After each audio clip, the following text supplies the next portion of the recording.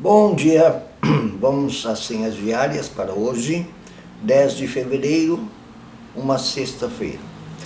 Eu vou mudar o meu jeito de fazer as leituras das senhas e a reflexão e vou fazer primeiro a leitura completa das senhas, porque antes eu colocava a reflexão no início e às vezes a reflexão ficava longa e eu não conseguia ler o segundo texto por completo. E eu acho que é importante a gente ler os textos por completo e não ficar apenas com o meu resumo, tá? A gente tem que ter noção do que é o texto bíblico.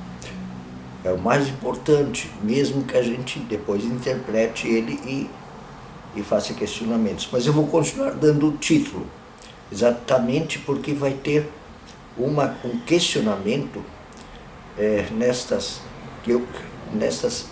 leituras de hoje sobre o nosso jeito de interpretar tanto a Bíblia quanto o resto da realidade. E o título é uma pergunta. Primeiro uma constatação e depois uma pergunta. Nossas interpretações, tanto bíblicas quanto sobre fatos da realidade, nossas interpretações são muito moralistas. Não deveriam ser mais conteudistas, que verificam o conteúdo, o contexto, o que está por trás. Nossas interpretações são muito moralistas. Não deveriam ser mais conteudistas em todas as interpretações, bíblicas quanto sobre a realidade. Então vamos à leitura completa das senhas diárias. O primeiro versículo vem de Isaías, capítulo 52, versículo 7. Quão formosos são sobre os montes os pés que anunciam, daquele que anuncia boas novas, que faz ouvir a paz, que anuncia coisas boas, que faz ouvir a salvação, que diz a Sião, a Israel, ou à igreja, ou ao mundo: o seu Deus reina. E o segundo versículo vem de Efésios, capítulo 6, versículo 15. Tenham os pés calçados com a preparação do Evangelho da paz. A oração foi escrita por Friedrich Waltz. Vem, dize-o a todos, fala para dentro de cada casa. Vem e dize a todos e a todas. É o próprio Deus que nos convida. Sua casa tem portas abertas. Ele chama pacientemente. Ele deseja que todas as pessoas a ele se unam, também aquelas que estão em perigo e culpa. Vamos à leitura do primeiro texto bíblico. Vem de um profeta pouco lido. O último livro da Bíblia vem do livro de Malaquias, capítulo 3, versículos 13 a 18. Vocês têm dito palavras duras contra mim, diz o Senhor. Ainda assim perguntam: o que temos falado contra ti? Vocês dizem: é inútil servir a Deus. O que ganhamos quando obedecemos aos seus preceitos e andamos lamentando diante do Senhor dos Exércitos? Por isso, agora, consideramos felizes os arrogantes, pois tanto prospera o que pratica o mal, como escapam ilesos os que desafiam a Deus. Depois, aqueles que temiam ao Senhor conversaram uns com os outros, e o Senhor os ouviu com atenção. Foi escrito um livro como memorial na sua presença, acerca dos que temiam ao Senhor e honravam o seu nome. No dia em que eu agir, diz o Senhor dos Exércitos, eles serão o meu tesouro pessoal.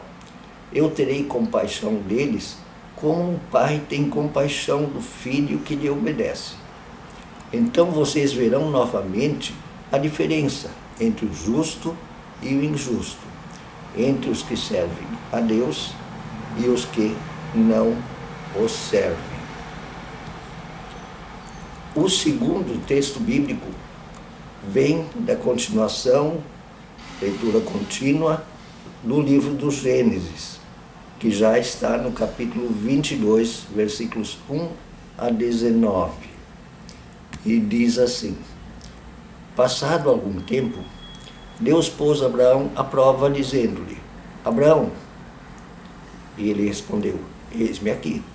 Então disse Deus: Tome seu filho, seu único filho Isaque, a quem você ama, e vá para a região de Moriá. Sacrifique-o ali como holocausto num dos montes que lhe indicarei. Na manhã seguinte, Abraão levantou-se e se preparou com o seu jumento. Levou consigo 2 de seus servos e Isaque, seu filho. Depois de cortar lenha para o holocausto, partiu em direção ao lugar que Deus lhe havia indicado. No terceiro dia de viagem, Abraão olhou e viu o lugar ao longe. Disse ele a seus servos: Fiquem aqui com o jumento, enquanto eu e o rapaz vamos até lá. Depois de adorarmos, voltaremos. Abraão pegou a lenha para o holocausto e a colocou nos ombros de seu filho, Isaque.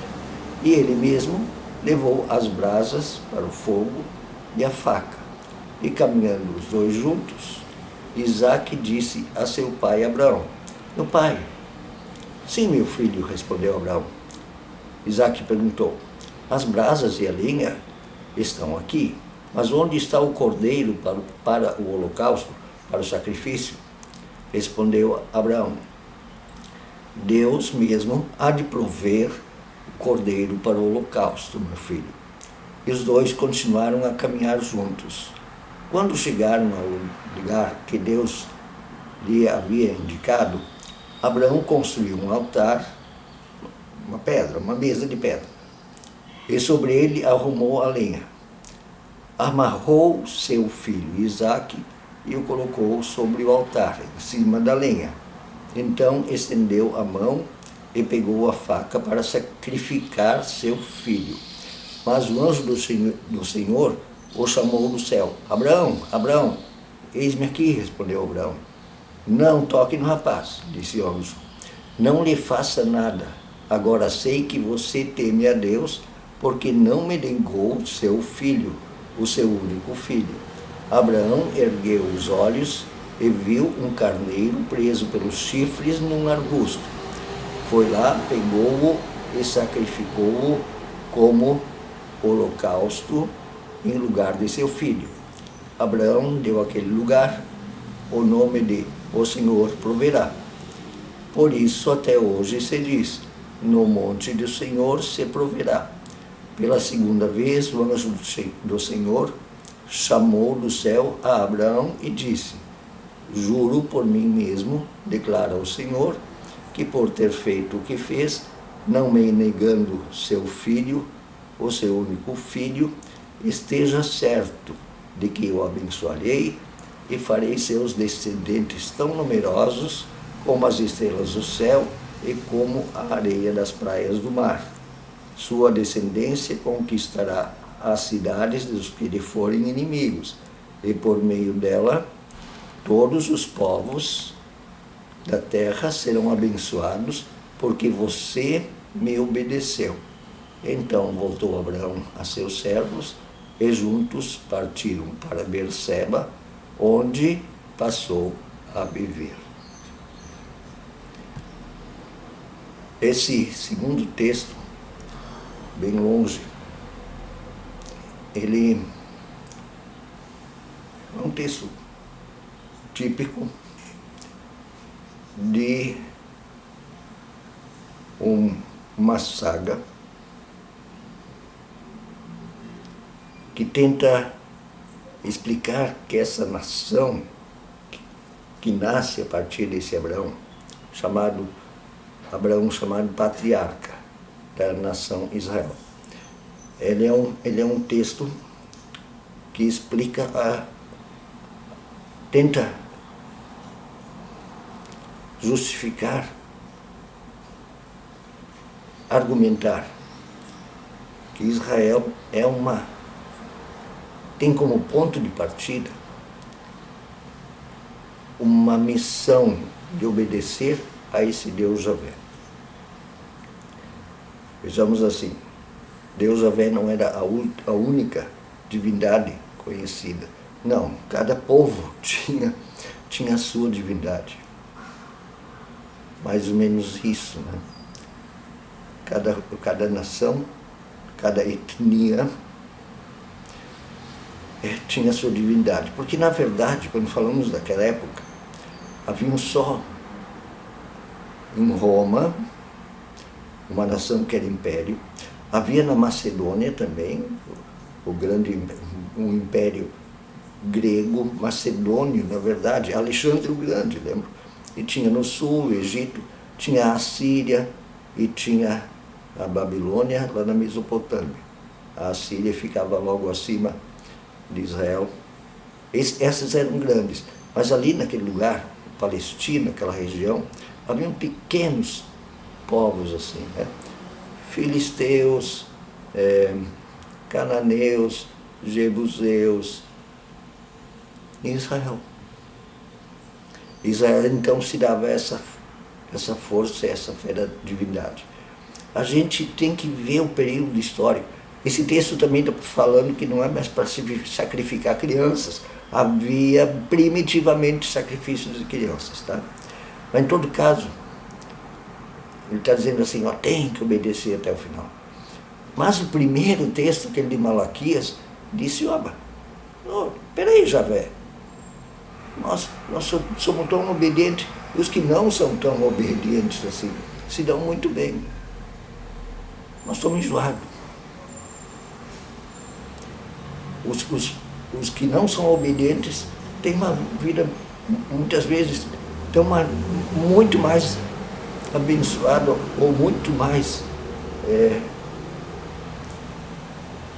bem estruturada em termos de riquezas, de alimentos, e nós estamos aqui nos amando. Deus diz, calma, pensem bem. Vai ser escrito um livro onde eu vou mostrar qual a diferença entre os justos e os injustos. Os versículos de entrada e a oração, lembro aqueles dois versículos iniciais, primeiro e segundo, a oração, falam que o povo de Deus anuncia a paz, a justiça, o amor. E a gente fica interpretando, tem que ser obediente. Tem que ser obediente no conteúdo. Então, a gente olha para o texto de Abraão, a obediência de Abraão. Moralistas, né? Moralistas. Tem que fazer tudo certinho. Mais importante é o conteúdo. No segundo texto, a gente não olha tanto, a gente não deve olhar tanto para a necessidade de dizer lá no tempo de Israel, que Israel não, olhar para o conteúdo. Para ver se o povo de Deus obedece ao conteúdo. Para nós hoje, talvez isso seja muito mais importante do que esse moralismo que obedece sempre. Não, mas também, mas o principal talvez seja olhar o que Deus quer. Talvez não seja só obediência. Talvez a gente deva até se perguntar. Aliás, a gente deveria se perguntar se é Deus Javé mesmo que pede essa obediência moralista.